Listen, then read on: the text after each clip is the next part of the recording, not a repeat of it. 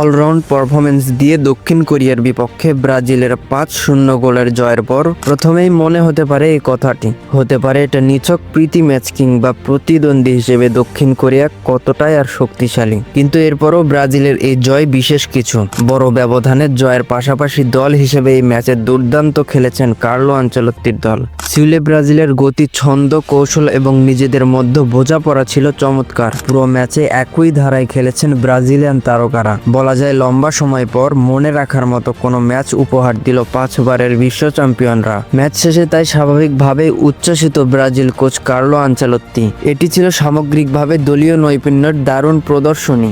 Match পূর্ব সংবাদ সম্মেলনেও দলীয় পারফরমেন্সের প্রত্যাশার কথাই বলেছিলেন আনচেলত্তি। আমরা যদি বিশ্বকাপ জিততে চাই তাহলে প্রত্যেক খেলোয়াড়ের চিন্তা একটাই হতে হবে, সেটা হলো জয়।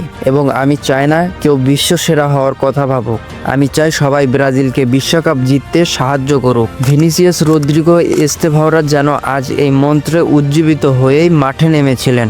নিজেরা গোল করে নায়ক হওয়ার চেয়ে দলের খেলায় অবদান রাখাই যেন ছিল সবার লক্ষ্য। আর এমন খেলার ফলস্বরূপ ব্রাজিল পেয়েছে অসাধারণ এক জয়। দলের পারফরমেন্স নিয়ে আনচেলত্তি বলেছেন, এটা ছিল পুরোপুরি দলীয় পারফরমেন্সের দারুণ এক প্রদর্শনী। আমার মনে হয় আমরা বলের দখল সহ কিংবা দল ছাড়া দুই পরিস্থিতিতেই দারুণ খেলেছি। দলের নিবেদন ছিল অসাধারণ। যখন দল খেলায় সম্পূর্ণ নিবেদিত থাকে তখন তাদের মান নিজে থেকেই ফুটে ওঠে। আজ সেটাই দেখা গেছে। ম্যাচে কয়েকজন খেলোয়াড়ের ব্যক্তিগত দক্ষতাও দারুণভাবে প্রকাশ পেয়েছে। আজকের 5-0 গোলের জয় 2022 বিশ্বকাপের পর ব্রাজিলের সবচেয়ে বড় ব্যবধানের জয়। এ বিষয়ে আবারও আনচেলত্তি বলেছেন, দলের পারফরমেন্সে আমি খুবই সন্তুষ্ট। যখন দলকে শক্ত ভিত্তির ওপরও দাঁড় করানো যায়, বিশেষ করে রক্ষণভাগ যদি দৃঢ় থাকে, তখন খেলোয়াড়দের ব্যক্তিগত দক্ষতা আরও উজ্জ্বল হয়ে ফুটে ওঠে। দল আজ সত্যিই ভালো খেলেছে। রদ্রিগো দারুণ ছিল, এস্তেভাও অসাধারণ খেলেছে। আক্রমণ ভাগে আমাদের অনেক বৈচিত্র্য আছে এবং আক্রমণে নানা রকম সমাধান আছে।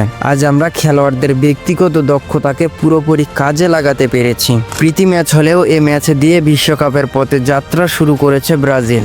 দারুণ ফল পেয়ে বেশ আত্মবিশ্বাসী ব্রাজিল কোচ। বিশ্বকাপের দিকে আমাদের যাত্রার শুরুটা দারুণ হয়েছে, কারণ দল অসাধারণ খেলেছে। খেলাটা আমি ভীষণ উপভোগ করেছি।